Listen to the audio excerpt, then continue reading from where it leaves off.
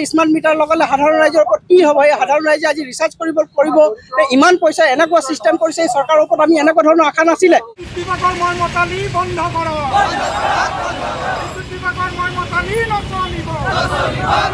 শেহতীয়াভাৱে চৰকাৰে স্মাৰ্ট মিটাৰৰ নামত যি লুণ্ঠনৰাজ চলাই আছে, আমি চৰকাৰক প্ৰথমে দাবী জনাইছোঁ যে স্মাৰ্ট মিটাৰ অতি সোনকালে বন্ধ কৰক। বিদ্যুৎ বিভাগৰ স্মাৰ্ট মিটাৰৰ সংযোগ বন্ধৰ দাবীত প্ৰতিবাদ সদৌ অসম সংখ্যালঘু ছাত্ৰ ইউনিয়নৰ। আজি ডিব্ৰুগড়ৰ চুকিডিঙিত আমচুৰ ডিব্ৰুগড় জিলা সমিতিয়ে দুঘণ্টীয়া প্ৰতিবাদী অৱস্থান ধৰ্মঘট কাৰ্যসূচী ৰূপায়ণ কৰে। বৰ্ধিত বিদ্যুৎ মাচুলে সাধাৰণ গ্ৰাহকক জ্বলা-কলা খুৱাইছে। তেনেস্থলত পূৰ্বৰ মিটাৰৰ ব্যৱস্থা বাহাল ৰখাৰ দাবী জনাইছে।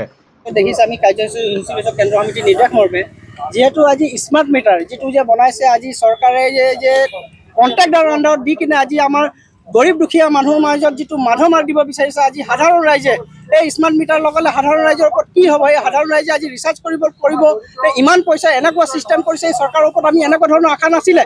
কিন্তু আজি এই গোটেই বস্তুটো এইটো সাধাৰণ ৰাইজৰ ওপৰত মাধমাৰ দিব যিটো চেষ্টা কৰিছে, ইয়াক কিন্তু আমি কোনো কাৰণতে মানি নলওঁ।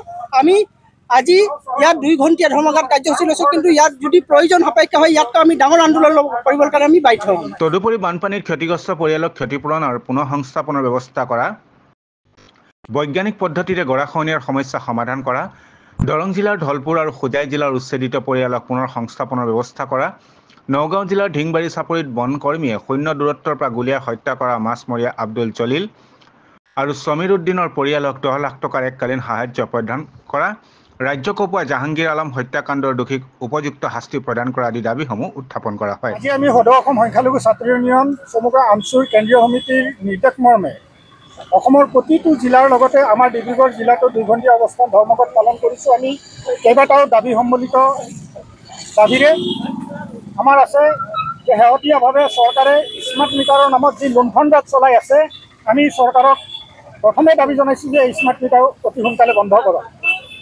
দ্বিতীয়তে আমাৰ বানপানীৰ যিটো সমস্যা, এই সমস্যাক ৰাষ্ট্ৰীয় সমস্যা হিচাপে ঘোষণা কৰক। বানপানীৰ ফলত সৃষ্টি হোৱা যি অৰাজকতা, ৰাস্তা ঘাট এইবিলাক মেৰামতি কৰক।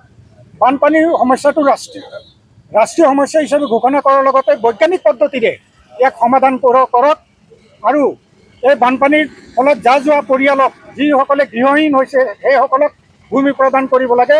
আৰু উচ্ছেদিত পৰিয়ালৰ বহুতে এতিয়াও মুকলি আকাশৰ তলত আছে, তেওঁলোককো ভূমি প্ৰদান কৰিব লাগে। আমাৰ ডিব্ৰুগড় জিলাতে চাবুৱা, বিন্দাকাটা, দদিয়া, মোহনাঘাট, মাইজান আদি অঞ্চলতো বহু লোক গৃহহীন হৈছে। তেওঁলোককো অনতিপলমে আমি তেওঁলোকক ভূমি প্ৰদান কৰিবলৈ চৰকাৰক দাবী জনাইছোঁ। অন্যথা আমি ইয়াতকৈ আৰু তীব্ৰতৰ গণতান্ত্ৰিক আন্দোলনৰ কাৰ্যসূচী ল'বলৈ বাধ্য হ'ম। অন্যহাতে প্ৰতিবাদী কাৰ্যসূচীৰ অন্তত মুখ্যমন্ত্ৰীলৈ এখন স্মাৰক পত্ৰও প্ৰেৰণ কৰে।